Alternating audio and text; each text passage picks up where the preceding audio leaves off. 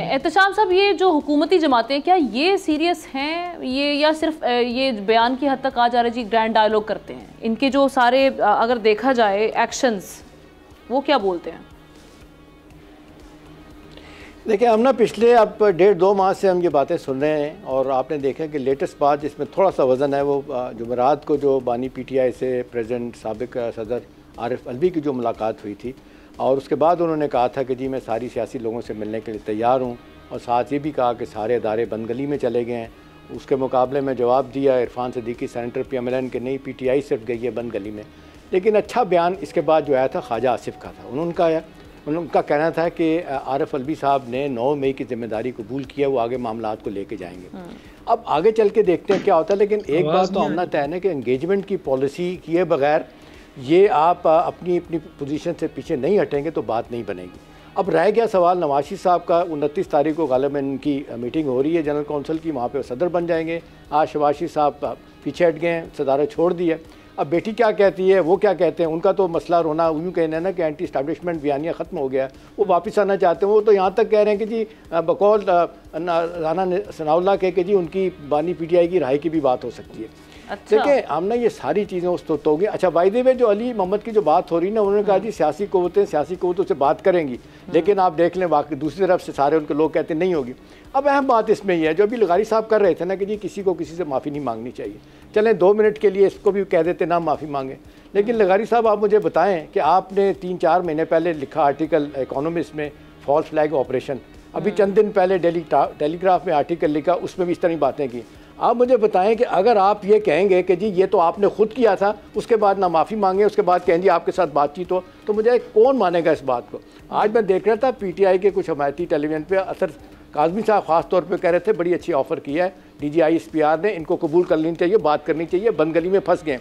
अब आमना सवाल ये है कि जी क्या ये हरदर्मी के ज़रिए आप, ठीक है आपको वोट लोगों ने दिया, इसमें कोई शक नहीं, फॉर्म 47 की हुकूमत है, जो मर्ज़ी आप कह लें, लेकिन क्या सियासी लोग अपने दरवाजे बंद करके अपने ऑब्जेक्टिव अचीव करते हैं? तो कहा जाता ना।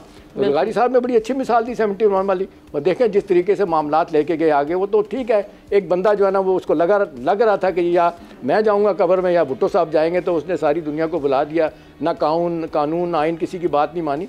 अब सवाल है कि यहाँ से जो सूरत हाल खराब हो, लेकिन रऊफ हसन साहब को मैं सुन रही थी, ऐसा लग रहा है, ऐसा तासुर लग रहा है एहतशाम साहब कि वो PTI वेट कर रही है, उनको लगता है इवेंचुअली एस्टैब्लिशमेंट को उनसे मुज़ाकरात करने ही पड़ेंगे और वो कह रहे हैं ताकत का जब असल मुंबई हुआ है तो हम उन्हीं से करेंगे ना बात। मैं कोई दावा नहीं करता, लेकिन मैं दावा नहीं करता, लेकिन मेरी सिक्स सेंस या थोड़ी बहुत जो मुझे समझ है, मेरा नहीं ख्याल कि किसी सूरत में भी इन हालात में जब PTI चलें माफ़ी भी ना मांगे, और कम से कम ये कहना तो बंद करे कि जी ये काम खुद उन्होंने करवाया था। आप मुझे बताएं, जिनको आप ये कहेंगे जी ये तो 300 जगहों पे हमले तो आपने अपने बंदे भेज के करवाए थे, जबकि ऑडियो वीडियो मौजूद हैं, तो आप कौन बात मानेगा इनकी और कहेगा कि इनके डर से या दबाव में आके इस तरह बात है? दबाव में आके कभी बात नहीं होगी।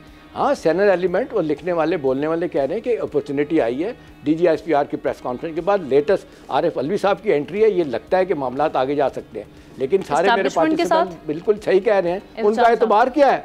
वो आज ये बात करेंगे, कल मुकर जाएंगे इस बात से, जो मिलने जाएगा कुछ और कह देंगे। आज वो उनके एक साहब कह रहे थे, कहते जी हम क्या करें, हम तो जाते हैं बानी PTI को मिलने के लिए, ना कागज़ होता है ना पेंसिल होता है, लिहाजा जो हमें बात बताई जाती है उसमें कोई कंट्रडिक्शन आ जाए तो हम कुछ नहीं कर सकते। लेकिन आमना अब सवाल यह कि आप सियासी पार्टी के तौर पर अपने आप को बचाना चाहिए आपको।